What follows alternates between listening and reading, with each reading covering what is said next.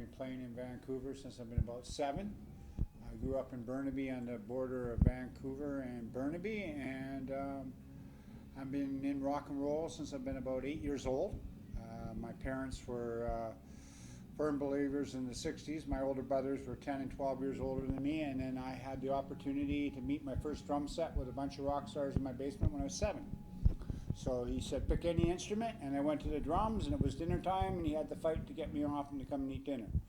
So I've actually been playing ever since. And I grew up, the first concert I ever seen was a CN with Heart and a couple other old bands from Seattle. It was really enjoyable. So basically my whole life, pretty well, the only thing I didn't get in trouble with was drums. So basically all I did most of my life until I was about 22 was play drums. I got very good at it and started teaching when I was about 14. Anyone who wanted to play I could help. I had a band called 454, which changed into Cradle, what was a heavy metal band, which I didn't like the makeup so much because I was more of an old school drummer. I kind of grew up with John Bonham and Keith Moon. One of my nicknames is Madman Lindsay because I try to play drums like Keith Moon and John Bonham, and I do quite a good job of it. So they call me Mad because I love the sound, and those guys were so good at the quality of drums.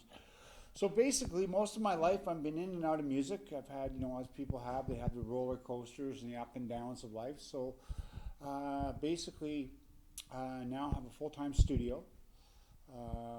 We have a 4,000 square foot development center with recording rooms and rehearsal rooms, and we develop artists to be professional, and we try to teach them how to write, copyright, and basically have a professional life with music and leaving the sex, drugs, and rock and roll alone, or having at least moderation in when and where and how to do it properly.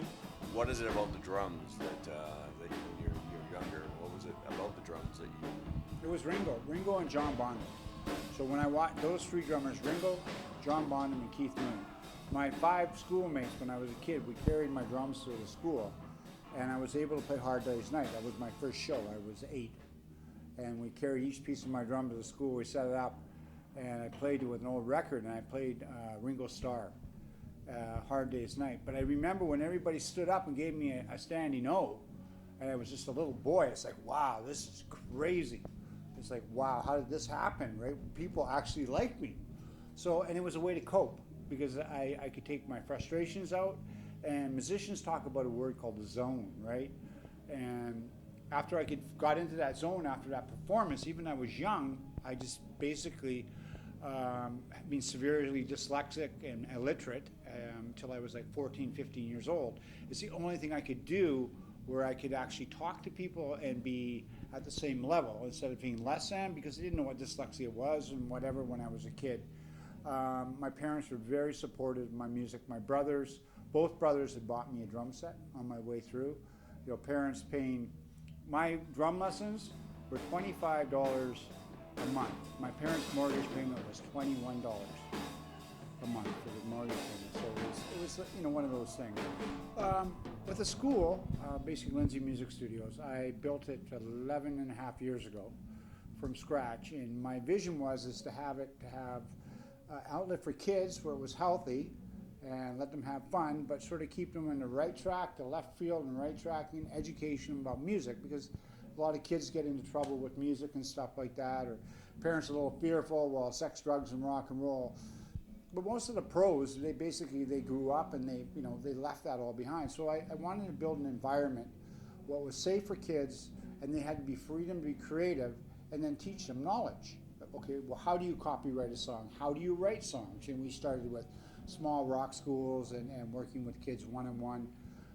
Pat Travers was my favorite band in Nazareth when I was a kid, and I was on tour in Canada in Salmon Arm, and there was a big rock show, and my band was opening for Eric Burdon, Pat Travers, a whole bunch of the old boys.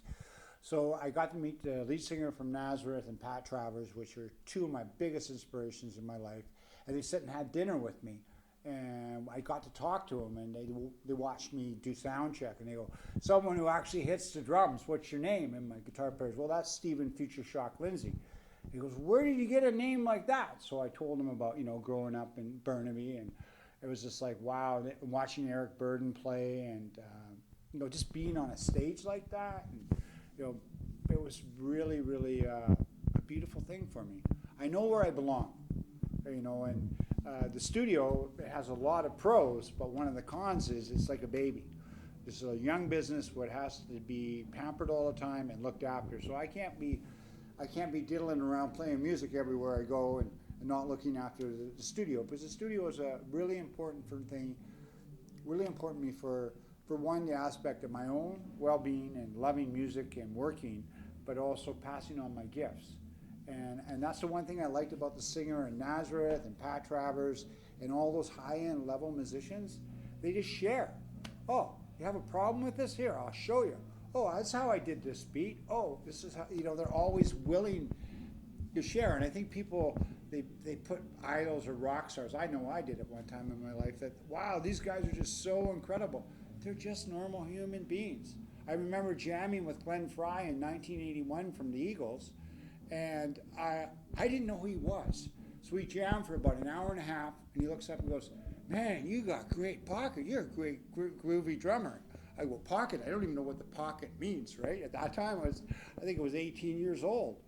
And it was just incredible, and as soon as I knew he was famous, I couldn't hardly play. I was a rock and roll 60s kid. I grew up with a great family who loved music. My older brother was so involved in music. He had studios. His friend with Johnny Winters, Leron Helm, the Hart Sisters, all the people who escaped Vietnam War, my brother knew from Seattle. So I grew up like that, and they were my friends. So a lot of my friends called me Future Shock because I was going to shock the world, because I was always with rock stars when I was little. And I could really play drums well. And that's how I grew up. And my whole mindset was to be a great musician, but then I got influenced by the 60s and I got into drugs and alcohol. And that took me away from my dream of being a high-end musician. And at 21, I turned down Bruce Allen to play for Tom Cochrane because I didn't like the money. Like, what kind of stupidity is that, right?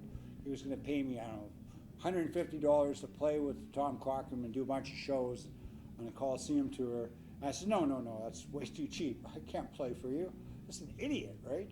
But I had a lot of really bad things happen in my life, with friends dying, and my best friend's dad hung himself, and I found him, and that really sent me off into a world of being lost. And in 1992, I met these guys at a studio called the Rubber Room in Big Boss Sound in Burnaby and Tyne and Kingsway, just off Vancouver. There's Tyne and Kingsway, Vancouver, Starbucks there. And it was kind of a famous Starbucks, because that's where Mike Cougar used to work, from Nickelback. And I ended up owning Big Boss Sound and working with those kids, and got back into 1991, full-time in music. And that was from Funkyard and that studio there where I met Mike Cougar and all those guys. And I slowly, I haven't had a drink in 15 years now, Pat. I haven't done anything in 15 years. It really works good for me. But in the 90s, meeting Kurt Cobain, and a month later him shooting himself, being backstage, with Kurt Cobain at the Forum, and watching him play his acoustic set. And then, a month later, after meeting the fella and he dies, it's like, wow, how did that happen, right? Because he just impacted me so incredibly, because I guess what happened is one of the fellas got hit with a boot from the first opening band, the Butthole Surfers. Someone threw something and hit him, so they quit. They didn't play anymore. So Nirvana were stuck for time. So instead of just doing their set and leaving, they did the whole acoustic set, what they were recording for their live thing. And I almost cried. And I never knew what moshing was. Like, why is everybody fighting? And I'm talking to Dave Grohl. I don't know it's Dave Grohl. He's watching Butthole Surfers and going, hey, man, what's going on? He's like, is there a riot? He goes, no, they do this every concert, man. What's your name? I'm Uncle Fuge. Oh, I'm Dave. Oh, okay, Dave. My friend was really good friends with some people who were very close to their family, Kurt Cobain and them, in Seattle. So they were a nanny for their family. So whenever they came anywhere, we always got backstage. But again, that's how traumatic music can be in making bad choices. So I also have the honor of started working with musicians and trying to be honest with them from my own experiences, like people who mentor me. Again, music is a way of making money. It's a way of being at peace. It's a way of having fun. It's a way of meeting people. At one time, it was a really easy way, if you're really, really good, to make a lot of money. But it's like a lotto. You know, it's something that you can't put all your peas in one pot, right? You know, a small story. Pigeon Park's been here for 5 years. They won the Vancouver Seeds last year. One of my favorite all-time bands, and I mean all-time bands, like they really, really good band. And you know, they're struggling to make money, and they have many albums, and they're really, really good. But it's a hard go out there. You know, the music industry is going backwards, but we're not going to give up. There's just too much good out there to give up. Oh, and then, you know, helping like, you know, kids. Like it's not always about making music and always about getting someone good. It's about being a friend to a kid and helping kid through being a teenager. Like when I was a teenager, God, these kids are saints compared to me. I don't know what these parents are talking. My son's so bad. I go, well, miss, well, I think he's a great kid, right? But then we have those opportunities too, where we get to, you know, help kids who are parents who brought me their kids. They don't know what to do with them, and now they're, you know, they have A's, all A students. You know, they've been so successful. But just being honest with them and asking them how they're doing. Just the last question, just the atmosphere in the studio, and what makes you come here every day? Well, you know, the opportunity to hone my skills for one, get better, help kids. You know, that's one thing I like to do. I like to put time into kids, and I like to become a professional. Like we as a music studio, we want to be as good as we can. And we don't have millions of dollars. We're not like Warehouse Studios, or if you go to the Armory, like now there's a studio. Like go for a tour up there. It's like, you know, it's a $30 million studio. One day we're going to get there, right? But right now it's more about, you know, helping people and helping me get better at being the person I want to be. And that's what the studio does for me. We have beautiful rooms. It's a great environment to write. We have great recording systems. You know, it's not so bad here. You can make a lot of noise. Yeah, neighbors don't complain. Tim Hortons, they go, "Can you shut your window?" No, don't have to.